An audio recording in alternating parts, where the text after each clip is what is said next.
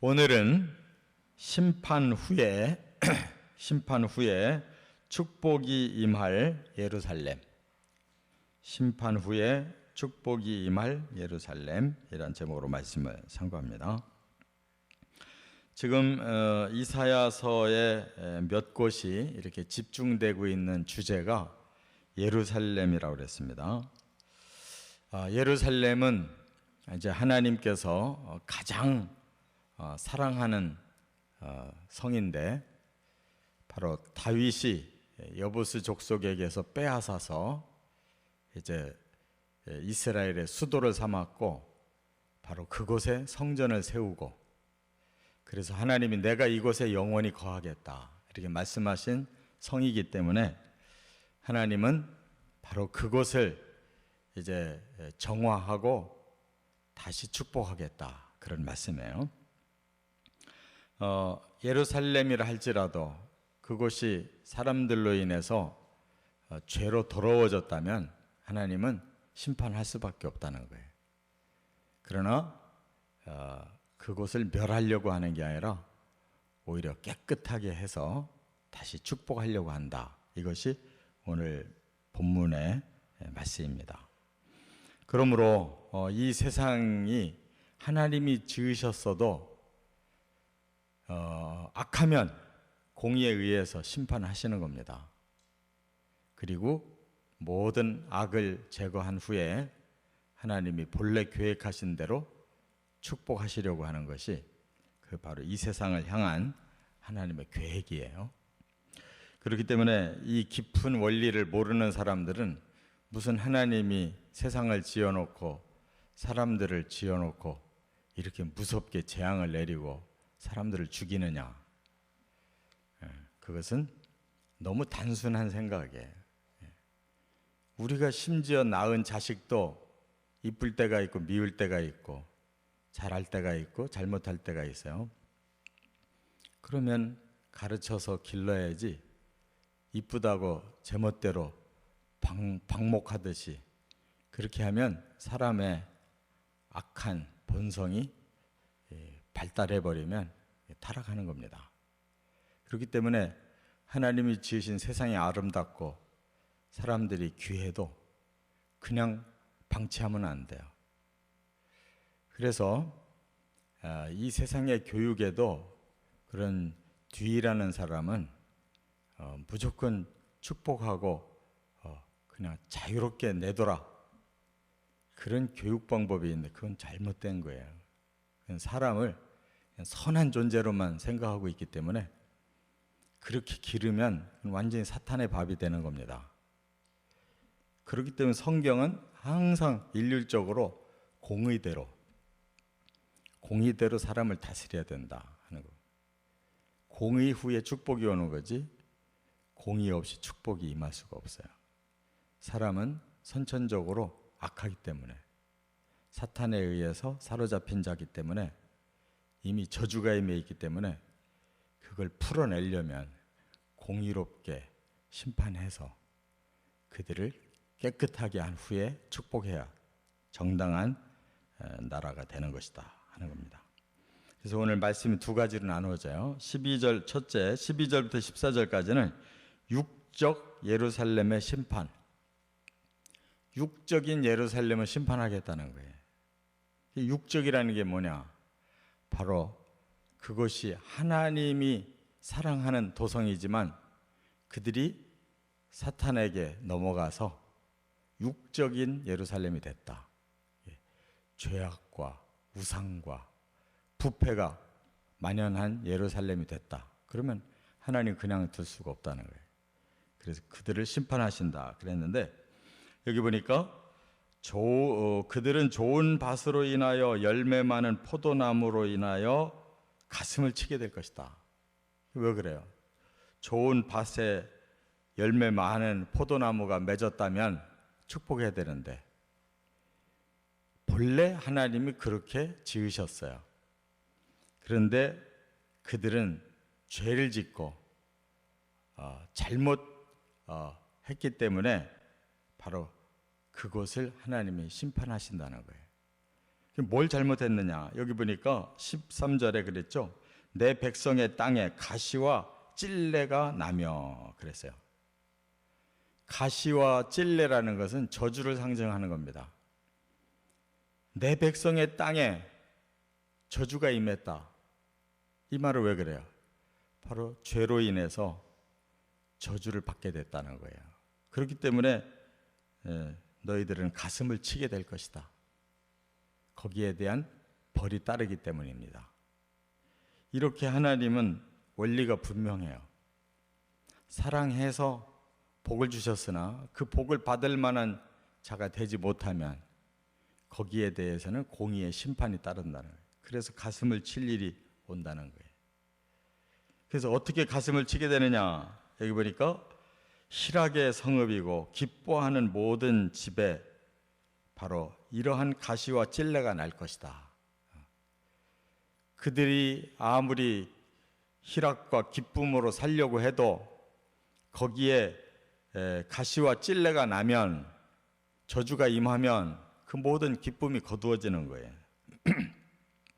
또 궁전이 폐한 바 되며, 궁전이 얼마나 아름다워요. 그러나 거기 죄악이 깃들면 그것은 폐해버린다는 거예요. 이 원리가 똑같잖아요. 또 인구가 많던 성읍이 적막해진다. 사람이 많이 있던 곳인데 사람이 다 사라졌다. 다 심판받고 죽은 거예요. 오멜과 망대가 영원히 구렬이 된다. 이 오벨이라는 뜻은 이 언덕이라는 뜻인데 거기를 요새화했다는 거예요. 대개 전쟁을 일으키면 높은 쪽이 이기는 거예요. 위에서 내려다보고 활을 쏘든지 창을 던지든지 하는 것이 이기는 거예요. 그게 오벨이라는 거예요. 망대도 높이 탑을 쌓고 내려다보고 적군이 쳐들어오는지 감시하는 거예요. 근데 그곳이 구렬이 된다. 이 구렬이라는 말은 짐승이 사는 굴을 말하는 거예요. 굴굴자예요. 구멍혈자예요. 사람이 거기에 그렇게 강해져 가지고 적을 막아내던 요새가 있고 망대가 있던 곳이 다 망해 가지고 이제 구멍 속에 짐승들만 오락가락하는 그런 폐허가 된다. 그런 뜻이에요. 이와 같이 그들은 사람이 버글버글하게 살던 곳이 들나귀나 살고 양이나 풀을 뜯는 곳이 된다. 그러니까 다 폐허가 됐다 그 말이죠. 이와 같이 하나님의 기준은 그렇게 사랑하는 도성이라 할지라도 그들이 하나님 앞에 죄를 범하고 우상 섬기고 그리고 악한 짓을 해서 그렇게 세상이 어지럽고 혼란해지고 부패하면 하나님은 무조건 사랑할 수는 없다. 거기에 대한 벌을 내려서 저주가 임하게 하므로 그들의 기쁨도 사라지고 화려한 궁전도 다 파괴되고 그 많던 사람들은 다 죽어서 없어지고 그 땅은 황폐해진다. 이런 말씀이에요. 그게 바로 지금 이 세상의 모습입니다. 사람들이 아무리 이 세상을 멋있는 낙원처럼 만들려고 해도 모든 자연이 지금 다 파괴되어 있고 숨도 지금 제대로 못 쉬고 사는 곳이 됐는데 뭐가 행복하고 뭐가 축복된 거예요. 겉만 번지를 하지 사람이 살 곳이 못 되는 거예요. 점점 갈수록. 왜? 사람들의 마음에 이러한 죄악으로 만든 세계이기 때문에 남을 이롭게 하고 전체가 좋게 하려고 하지 않고 나만 이롭고 나만 좋으면 되니까 서로 이기적으로 해가지고 나쁜 짓을 저질러서 서로 다 망하고 있는 거예요. 그러나 이제 두 번째 15절부터 20절에 보면 영적 예루살렘의 축복을 말씀했어요. 하나님이 그곳을 심판하셔서 이제 그들에게 벌 줄 것을 벌 주고 또 그 모든 죄와 악을 다 깨끗하게 청소한 후에는 다시 그들에게 복을 준다. 그 말씀인데 어떻게 복을 주냐? 이제는 영적인 복이에요. 진정한 복은 물질적인 게 아닙니다. 진정한 복은 영적인 복이 와야 돼요. 그래서 뭐라고 그랬어요? 15절에 보니까 마침내 위에서부터 영을 우리에게 부어주시리니, 하나님의 영이 임한다는 거예요. 그래야 악령이 사라지는 거예요. 그동안은 악령이 임해가지고 사람들의 마음에 그냥 온갖 죄성을 일으키고 사람들의 생각을 삐뚤어지게 만들어서 이렇게 타락하게 했는데, 하나님이 사람을 사랑하기 때문에 심판하셔서 악을 제거하고 악령을 제거하면 그 위에 성령이 오신다는 거예요. 그래서 성령이 오신 겁니다. 그래서 메시아가 오신 거예요. 이렇게 하나님의 그 구원자 메시아, 그리고 하나님의 영이 직접 이 땅에 오셔야 이제 변화가 일어나는 겁니다. 어떻게 변화가 일어났느냐? 다시 광야가 아름다운 밭이 된다. 그렇잖아요. 본래 아름다운 밭이어서 이렇게 많은 포도를 맺었는데 그것이 저주가 임했고 심판이 임했지만, 이제 다시 하나님의 영이 임하셔서 세상을 다스리시면 광야였던 그 황무지가 다시 아름다운 밭이 된다는 거예요. 그 다음에 16절에 보면 그때의 정의가 광야에 거하며 공의가 아름다운 밭에 거하리니, 정의와 공의가 세상을 주장한다는 거예요. 그러니까 사람들이 죄를 안 짓는 거예요. 옳은 길을 가고 모두가 똑같이 올바르게 살으니까 해를 끼치지 않잖아요. 모두가 하나님이 주신 말씀의 법대로 모두가 살려고 하면 그것이 천국이 되는 거예요. 그래서 공의의 열매는 화평이고 공의의 결과는 영원한 평안과 안전이다. 모두가 화평하게 살고 모두가 평안하게 살고 모두가 안전하게 산다. 이게 천국이죠. 지금은 사람들이 서로를 못 믿어가지고 서로 불의를 저지르려고 해요. 내가 살려고 남을 죽이려고 그러고 서로 싸워요. 평안이 없어. 사람의 마음에 평안이 없어. 날마다 불안해. 어떻게 먹고 살아야 되는지, 어떻게 내가 이 세계에서 남을 짓밟고 올라서야 되는지, 그냥 모든 사람들이 막 사리가 가득해. 사는 것이. 남이 죽어야 내가 거기서 살아난다고 생각하고.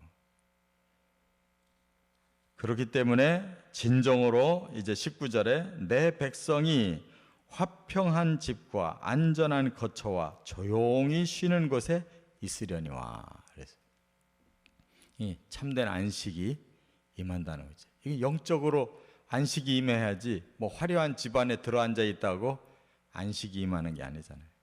영적으로 바로 서고 우리가 진리대로 살 수 있는 힘이 있어야 안식이 오는 거예요.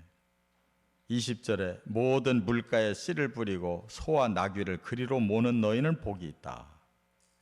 시편 23편의 말씀대로 우리가 양떼를 몰고 잔잔한 물가로 또 푸른 초장으로 이렇게 하나님의 인도함을 받는 것처럼 행복이 없잖아요. 그런 행복이 우리에게 주어진다. 진정으로 하나님의 영으로 다스려지는 아름다운 세상이 된다는 거예요. 성경은 일치하게 같은 말씀을 계속 하셔요. 그러니까 끝이 우리는 소망이고 끝이 우리는 행복이에요. 이 목표를 향해 가야 그런 세상으로 우리가 들어가게 될 줄 믿습니다. 하나님의 그 진리대로 살아가시기를 주의 이름으로 축원합니다.